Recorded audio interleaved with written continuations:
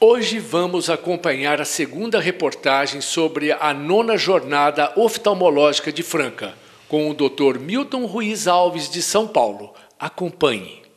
Estamos aqui com o Dr. Milton Ruiz Alves, da USP de São Paulo, e eu queria saber dele sobre a prevenção, né, que hoje fala-se muito em prevenção, que é o melhor caminho para prevenir doenças. E a prevenção ocular?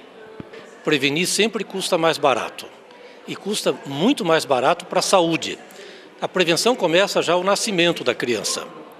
Se a gente for imaginar o desenvolvimento visual, quer dizer, desde prescrição de óculos indevido para a criança, isso já interfere na evolução funcional da visão da criança. Às vezes o óculos é importante para que desenvolva a visão, tenha visão com os dois olhos, e às vezes ele interfere no desenvolvimento do erro de refração da criança.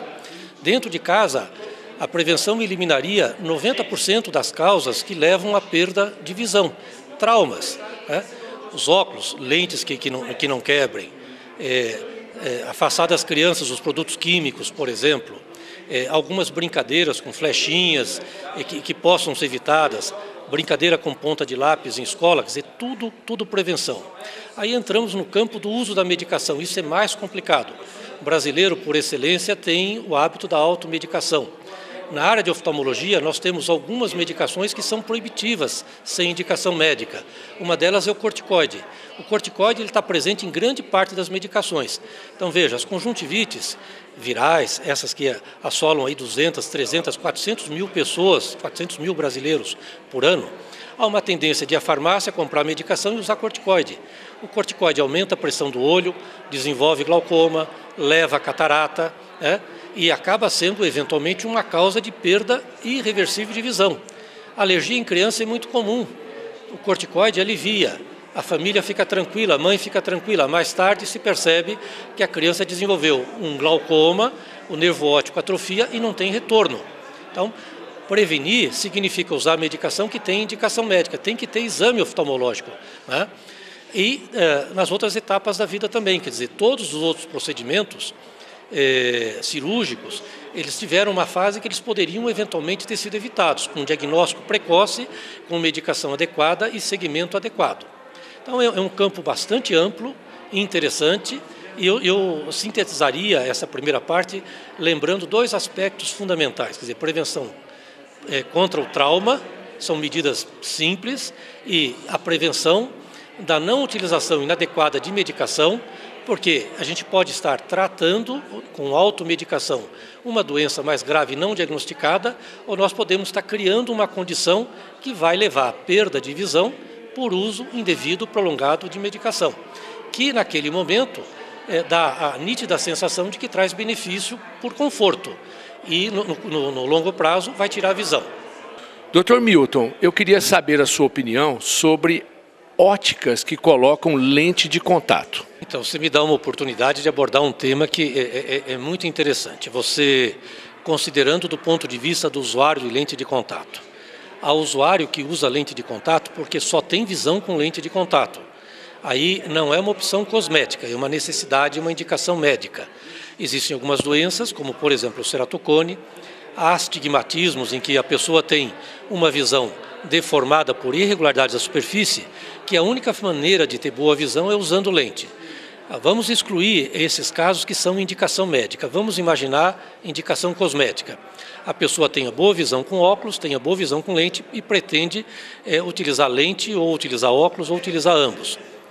O problema de ir à ótica e adquirir ou comprar a lente de contato, o problema é que ele não pode prescindir da avaliação oftalmológica.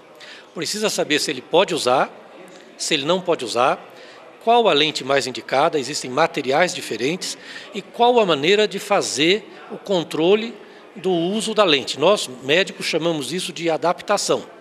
Toda vez que nós colocamos uma lente de contato no olho, ela interfere com a respiração da córnea. Então, no longo prazo, vão ter alterações que podem até ter prejuízo importante da visão. Tem pessoas que não podem usar lente de contato.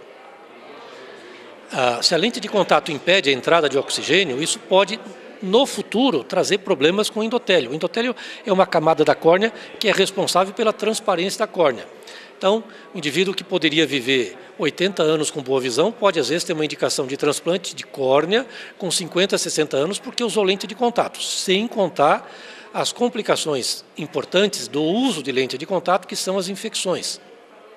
Se a gente considerar úlcera de córnea, que depois cicatriza e deixa opacidade na córnea e baixa visão, é a terceira ou a quarta maior causa de cegueira unilateral. E o fator desencadeante principal é a lente de contato. E o fator principal da lente de contato desencadear é a má indicação e a má conservação. Então, quando ele vai e adquire na farmácia ou adquire na ótica, ele não tem a informação se ele pode usar, se aquela lente que ele está comprando é mais indicada para o olho dele, e ele não tem também a responsabilidade que não foi incutida da necessidade de usar as medicações ou as soluções adequadas para a conservação. Então, usar a lente de contato, nós médicos chamamos que está adaptado ao uso da lente de contato. Quer dizer, a lente de contato está produzindo alterações no olho, que são alterações que precisam ser monitorizadas para que não saiam fora do controle. Existem umas variações que são aceitas dentro da normalidade, mas existem situações em que essas alterações saem fora do controle. Isso pode trazer um prejuízo visual importante. Eu acho que esses são os aspectos que eu gostaria de lembrar em relação às lentes. Primeiro, que é uma causa importante de baixa de visão pelas complicações, principalmente aquelas relacionadas à infecção com formação de úlcera e opacidade de córnea. É a terceira ou a quarta principal causa de cegueira, que é opacidades, e a lente de contato é o fator desencadeante importante. Higiene, indicação e maneira de uso, que se o indivíduo busca, ele não tem essa responsabilidade, não tem essa informação, é como dirigir o carro. Se o indivíduo não cuida do carro, não faz as manobras adequadas, ele faz uma curva um dia 40, faz um dia uma curva 60, um dia faz a 80 e capota o carro. E pode perder a vida. No caso, a lente de contato, que seria uma opção cosmética, pode transformar o olho num olho feio, né, em que possam ser necessárias várias cirurgias depois de recuperação visual, e nunca fica igual ao que era inicialmente. Então, é a questão da responsabilidade de ter indicação, de fazer a indicação certa, escolher o material e fazer o acompanhamento das possíveis mudanças que a lente produz no olho, aceitáveis, que se chama adaptação médica da lente, do uso da lente de contato. Eu acho que são os aspectos importantes. É por isso que precisa ter avaliação médica antes e durante.